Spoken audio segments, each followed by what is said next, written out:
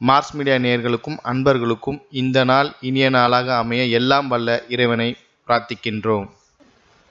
இந்த சேனல் உங்களுக்கு பிடிச்சிருந்தா மறக்காம சப்ஸ்கிரைப் பண்ணுங்க, ஷேர் பண்ணுங்க, லைக் பண்ணுங்க, கமெண்ட் பண்ணுங்க. எனதுருமை மேஷராசி நேயர்களே, இந்த அருமையான பதிவுல நம்ம என்ன பார்க்க போறோம் அப்படின்னா, குரோதி வருடம் பங்குனி மாத ராசி பலன். ஆல்மோஸ்ட் குரோதி முடிஞ்சு போயிடுது, பங்குனியோட ஃபினிஷ். அடுத்தது விஸ்வாவசு ஆரம்பம்.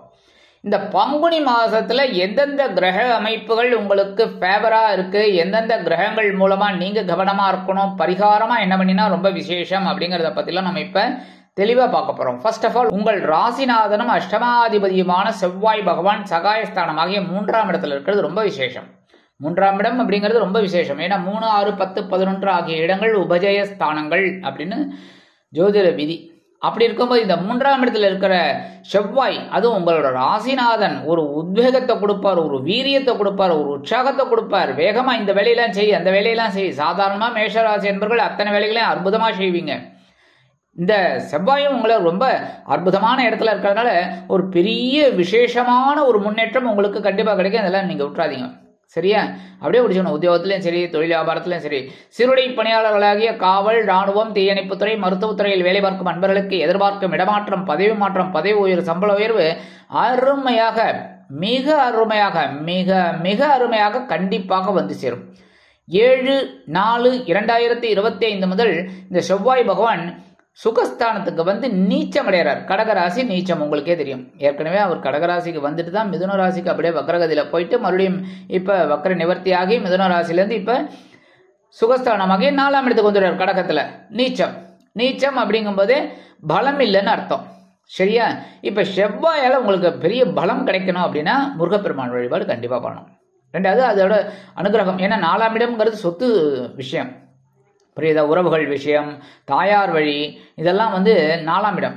அப்படி இருக்கும்போது இந்த 4ஆம் இடம் புனிதமாகணும், ஒரு வேலை நடக்கணும் அப்படின்னா கண்டிப்பா நீங்க இந்த முருகப்பெருமான் வழிபாடு பண்றது ரொம்ப விசேஷம். இதை பண்றதுனாலே உங்களுக்கு சில பேருக்கு இந்த உடன்பிறப்புகளின் மூலமாக இருந்து வந்த குழப்பங்கள் குறையும், உறவினர்களின் மூலமாக சில நன்மைகள் உண்டாகும், வெளியூர் அல்லது வெளிநாட்டு பயணங்கள் உங்களுக்கு அற்புதமாக நிறைவேறும், தாயாரின் உடல் ஆரோக்கியம் சிறப்படையும். அதே மாதிரி உங்களுக்கு சில வேலைகள்லாம் அற்புதமா இருக்கும். 2/7 குடை அதிபதி சுக்கிர பகவான் விரய ராசியில உச்சமடைந்து வக்ரத்துல இருக்கார். என்ன, யாரு? தனவாக்கு குடும்பஸ்தானாதிபதி, கலத்திராதிபதி. அவர் எங்க இருக்காருன்னு பாத்தீங்கன்னா 12ஆம் இடத்துல இருக்கிறதே கொஞ்சம் செலவு தான், ஆனா உச்சம்.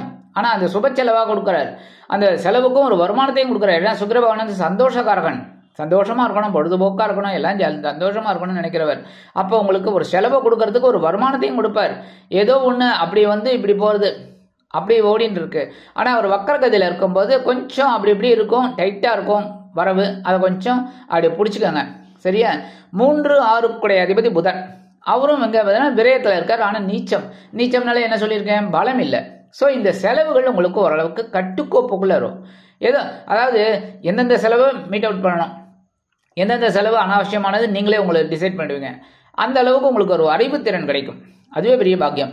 அடுத்தபடியா 18/3/2025 முதல் இந்த புத பகவான் வக்ரகதியில லாபஸ்தானத்துக்கு வந்துடுறார். வக்கரமா இருந்தாலும் லாபத்துக்கு வர்றது ரொம்ப விசேஷம், கரெக்டா? அவர் வக்கரமா இருந்துட்டு போட்டோம், ஆனா வர்றது இடம் லாபம். லாபம் போது கண்டிப்பா ஒரு லாபத்தை கொடுப்பார். உத்தியோகத்துல என்ன லாபம்? ஒரு பதவி உயர்வு, அதெல்லாம் கிடைக்கிறதுக்கு வாய்ப்பு இருக்கு. அடுத்தபடியா தொழில் வியாபாரம் லாபம் தான் கண்டிப்பா. கணக்கு தான் லாப நட்ட கணக்கு, ஆனா லாபம் தான் நமக்கு வேணும், சரியா? நஷ்டம் இருந்ததுன்னா அந்த தொழிலை பண்ண முடியுமா சொல்லுங்க?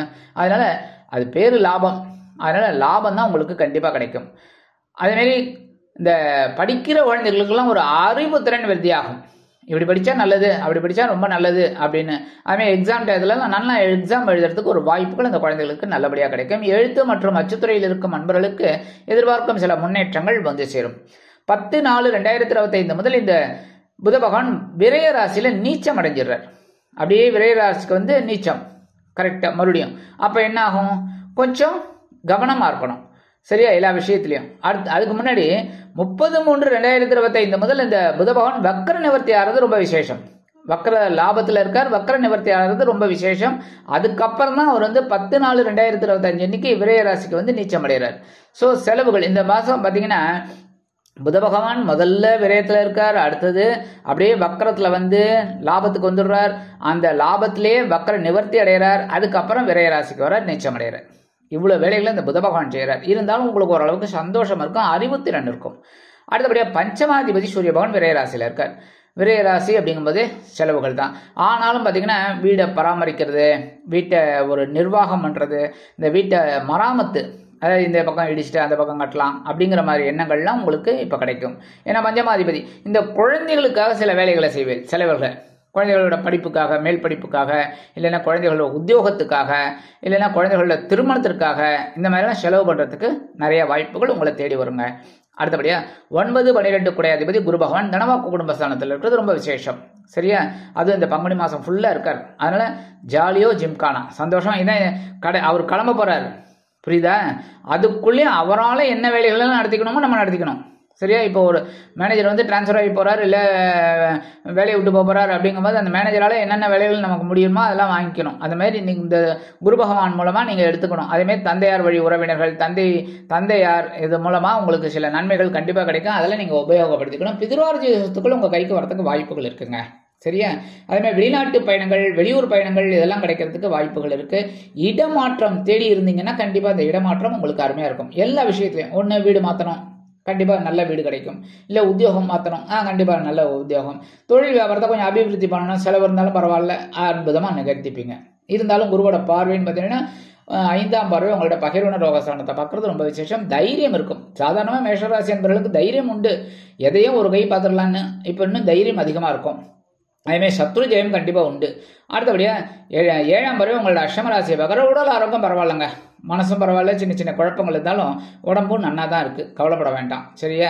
அடுத்தபடியாக 9ஆம் பார்வை உங்கள் ஜீவனஸ்தானத்தை பார்க்குறாரு. அது பெரிய விஷயம். ஜீவனம் விருத்தி அடையும். உங்களுக்கு ஏதோ ஒன்று ஓடிண்டே இருக்கும். ஜீவனத்துக்கு பிரச்சனை இல்லை, உத்தியோகத்துக்கு, தொழில் வியாபாரத்துக்கலாம். சரியா? அடுத்தபடியாக 10, 11 குடையாதிபதி சனீஸ்வர பகவான் லாபஸ்தானத்தில் இருக்கார். மாத ஆரம்பத்தில் ரொம்ப அற்புதம். திருக்கணித பஞ்சாங்கப்படி ஃபுல்லாக அங்கே தான் இருக்கார். புரியுறதா? திருக்கணித பஞ்சாங்கப்படி தான் அவர் வந்து பயிற்சி அடைகிறார். அப்போ லாபஸ்தானத்தில் இருக்கிற சனீஸ்வர பகவான் உங்களுக்கு அற்புதமான ஒரு லாபத்தை கண்டிப்பாக கொடுப்பார். போகிற வழியில் அப்படியே போக்கில் ஒரு தட்டுங்கிற மாதிரி தட்டி விட்டு போவார், ஒரு லாபத்தை கொடுத்துட்டு போவார். சரியா? பிடிச்சிக்கோங்க. 29/3/2025 முதல் இந்த சனீஸ்வர பகவான் விரய ராசிக்கு வந்துடுறார். 12ஆம் இடம் அப்படிங்கும்போது உங்களுக்கு என்ன 7.5 ஆரம்பிச்சுடுறது. ஸோ 7.5 அப்படிங்கும்போது பயப்பட வேண்டாம், செலவுகள் தான் போகிறோம். இந்த படிக்கிற குழந்தைகள் மட்டும் கொஞ்சம் வெளிநாடு போய் படிக்கணும், வெளியூர் போய் படிக்கணும் அப்படிங்கிற எண்ணமெல்லாம் இருக்கும். ஏன்னா அப்போ தானே செலவு வரும். சரியா? அந்த மாதிரி இருக்கும். அதெல்லாம் நல்லது தானே. நல்ல செலவுகளுக்கு நீங்கள் வச்சுக்கோங்க. 2ஆம் சுற்று அப்படிங்கும்போது கல்யாணத்தை பண்ணிவிடுவார். 3வது சுற்றுங்கும்போது உடல் ஆரோக்கியத்தில் கவனமாக இருங்க. சின்ன சின்ன மருத்துவ செலவுகள்லாம் வரும், அதெல்லாம் கொஞ்சம் மீட் அவுட் பண்ணிக்கோங்க. இருந்தாலும் விரயராசியில் இருக்கக்கூடிய சனீஸ்வரன் உங்களுக்கு ஓரளவுக்கு நல்லபடியாக ஒரு முன்னேற்றத்தை கொடுப்பார். ஏன் அப்படின்னா 3ஆம் பார்வை எவ்வளோ நேரம் உங்களை பார்த்துருந்தார், இவ்வளோ நாளாக போட்டு உங்களை ஒரு வழி பண்ணியிருந்தார். இப்போ அது விலகிறது ரொம்ப விசேஷம். என்ன 2ஆம் இடத்தை பார்க்க போகிறார் இப்போ. அப்போ என்ன தனவரவு, ஆனால் எந்த அளவுக்கு உழைக்கிறோமோ அந்த அளவுக்கு நமக்கு கண்டிப்பாக ஒரு வருமானம் கண்டிப்பாக வரும். ஏன்னா சனீஸ்வர பகவான் வந்து உழைக்கிறவங்கள ரொம்ப பிடிக்கும் அவருக்கு.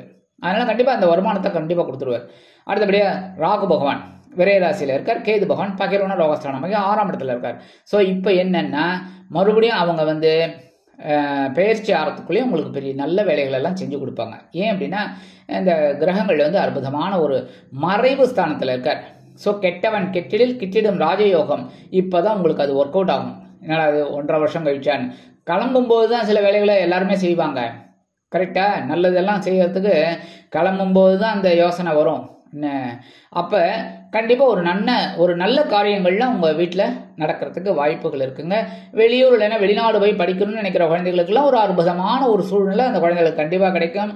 அதேமாதிரி சொத்து சேர்க்கை கண்டிப்பாக இருக்கும். சுப செலவுகள் வந்து சேரும். எல்லா விஷயத்துலையுமே ஓரளவுக்கு நன்மைகள் உண்டாகும். அதுவும் இந்த பகைருண ரோகஸ்தானத்தில் இருக்கிற கேது பகவான குரு பகவான் பார்க்குறாரு வேற. ஸோ ஓரளவுக்கு மனசில் ஒரு தெளிவு இருக்கும். கடன் சுமை கொஞ்சம் குறையும். அதேமாரி குலதெய்வ பிரார்த்தனைகள், நீண்ட நாள் பிரார்த்தனைகள் இதெல்லாம் நிறைவேறத்துக்கு வாய்ப்புகள் நிறையா இருக்குங்க. அதெல்லாம் கரெக்டாக முடிங்க. அடுத்தபடியாக பரிகாரமாக என்ன பண்ணினா ரொம்ப விசேஷம் அப்படின்னா கண்டிப்பாக முன்னாடியே நான் சொன்னேன் முருகப்பெருமான் வழிபாடு. ஏன்னா செவ்வாய் பகவானை கொஞ்சம் நம்ம கரெக்ட் பண்ணணும். அப்போ முருகப்பெருமான் வழிபாடு பண்ணுறது ரொம்ப விசேஷம். வள்ளி தேவசேனா சமேத எம்பெருமான் முருகப்பெருமானை செவ்வரளி மாலை நெய் தீபம் ஏற்றி வழிபாடு பண்ணுங்கோ. வீட்டில் தினந்தோறும் முருகாச்சரணம் அது ஒரு 108 தடவை சொல்லுங்க.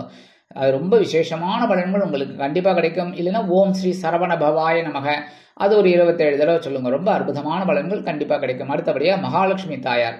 மகாலட்சுமி தாயாரை வழிபாடு பண்ணுறது ரொம்ப விசேஷம். செலவுகள் சுப செலவுகளாக வரும். ஏன்னா சுக்கிர பகவானுக்கு தேவதை யாரு? மகாலட்சுமி. ஸோ மகாலட்சுமி தாயாரை வழிபாடு பண்ண இந்த செலவுகள் உங்களுக்கு சுப செலவுகளாக வரும். அடுத்தபடியாக பெருமாளை எதுக்காக வழிபாடு பண்ணோம்? புத பகவான் விரய ராசியில் இருக்கார். அடுத்தது லாபத்துக்கு வரார், வக்கரம் அடைகிறார், லாபத்தில் இருக்கார், அப்புறம் மறுபடியும் விரயத்துக்கு வரப்போறார். ஸோ நீச்சம், லாபம், வக்கரம் அப்படிங்கிற மாதிரிலாம் இருக்குது. அதனால பெருமாளை வழிபாடு அது எப்படியே துளசி மாலை கொண்டு வழிபாடு பண்ணேன்னு வச்சுக்கோங்க, ரொம்ப சந்தோஷமான ஒரு முன்னேற்றம் உங்களுக்கு கண்டிப்பாக கிடைக்கும். அதேமாதிரி படிக்கிற குழந்தைகள்லாம் கண்டிப்பாக துளசி கொண்டு பெருமாளை வழிபாடு பண்ணுங்க, நல்ல படிப்பு வரும். அடுத்தபடியே சனீஸ்வர பகவான் உங்களுக்கு 29ஆம் தேதி மார்ச்லேருந்து விரயராசிக்கு வர திருக்கணித பஞ்சாங்கப்படி என்ன நாட் வாக்கிய பஞ்சாங்கம். நீங்கள் கேட்கலாம் எது நம்ம யூஸ் பண்ணுறது அப்படின்னு. உங்களுக்கு சிச்சுவேஷன் எப்படி இருக்குன்னு பாருங்கள். அதாவது லாபம் கொட்டிக்கிட்டே இருக்குது அப்படின்னா உங்களுக்கு வாக்கியம் ஒர்க் அவுட் ஆகுதுன்னு அர்த்தம்.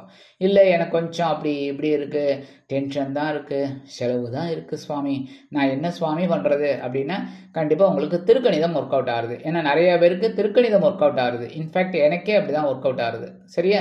அப்போ உங்களுக்கு திருக்கணிதம் ஒர்க் அவுட் ஆகுதுங்கிறது நீங்கள் எப்படி எடுத்துக்கணும். அப்போ சனீஸ்வர பகவானுக்கு சனிக்கிழமைகளில் சனி பகவான் காயத்ரியான ஓம் காகத்வஜாய வித்மகே கட்கஹஸ்தாய தீமகி தன்னோ மந்த பிரச்சோதயாத் அதை ஒரு 27 தடவை சொல்லுங்க. அற்புதமான ஒரு முன்னேற்றம் உங்களை தேடி வரும். இது பண்ணாலே உங்களுக்கு ஒரு முன்னேற்றம் கண்டிப்பாக கிடைக்கும். ஆக இந்த சிறு பரிகாரத்தின் மூலம் குரோதி வருடம் பங்குனி மாதம் அற்புதமான ஏற்றம் தரும், மாற்றம் தரும், முன்னேற்றத்தை அள்ளித்தரும் மாதமாக அமையும் என்று கூறி விடைபெறுகிறேன். நன்றி, வணக்கம். மீண்டும் ஒரு அருமையான பதிவில் நான் உங்களை மனமகிழ்ச்சியோடு சந்திக்கிறேன். வாழ்த்துக்கள். வாழ்க வளமுடன். இந்த சேனல் உங்களுக்கு பிடிச்சிருந்தா மறக்காம சப்ஸ்கிரைப் பண்ணுங்க, லைக் பண்ணுங்க, ஷேர் பண்ணுங்க.